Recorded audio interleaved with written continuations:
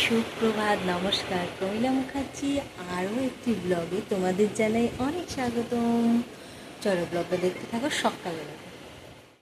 এদিকে রোজকার মতো রান্নাঘরে চলে এলাম, আর মসুরির ডাল আর এদিকে আলু পোস্ত, আলু ভাজা এগুলো হচ্ছে। আর পেঁয়াজ দিয়ে আজকে পেঁয়াজ ফোড়ন দিয়ে করবো। হ্যাঁ করি, তো এইভাবে করলে ভালো লাগে খেতে। কেটে করছি, ডালটা করছি, এখন মুসুরির ডালটা ফোড়ন দিচ্ছি। আসলে কী বলতো, এখন ব্লগটা এডিট করছি আর আমার না হাই উঠে গেছে। নেভার মাইন্ড, কিছু মনে করো না কেউ। এগুলো রান্না করে থাকি। আর আজকে সকালে মাছ আনা হয়নি, আমরা রাত্রেবেলায় চিকেন আনা হবে। ওটা আজকে শেয়ার করবো না, বেশ সকাল থেকে বিকাল পর্যন্ত যেটুকু কাটালাম ওটুকুই শেয়ার করবো। এখন কদিন এটাই করছি।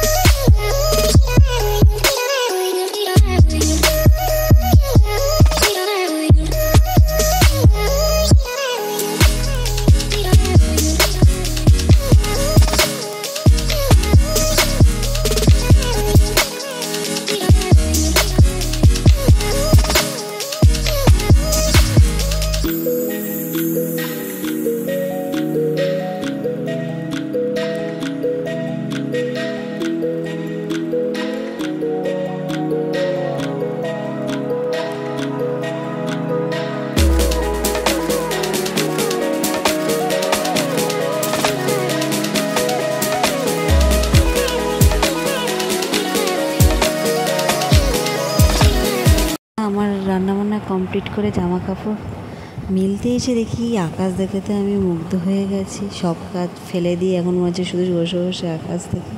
কী দারুণ লাগছে তাই না? আকাশটা পুরো সুন্দর লাগছে, সত্যি এত সুন্দর লাগছে সে বলার ভাষায় আমার কোনো যে নেই যে তাকে এত সুন্দর হয়ে উপমা দেবো। এত অপূর্ব লাগছে দেখতে, তাই কি না? অসাধারণ একদম। তো যাই হোক, আকাশ দেখি কিছুক্ষণ দাঁড়িয়ে দাঁড়িয়ে তারপর না কাজ করা যাবে। আমার আকাশ দেখতে এত ভালো লাগে, আমার খুব ভালো লাগে, যে মন ভালো হয়ে যাওয়ার মতন লাগে। তো নীল আকাশ, শরতের নীল আকাশ।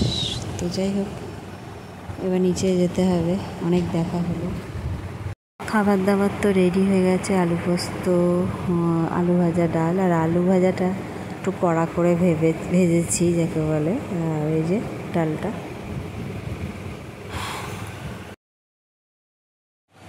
আমি এখন একটু জল বিস্কুট খাবো বসে বসে, তারপরে জল খাবার খাবো।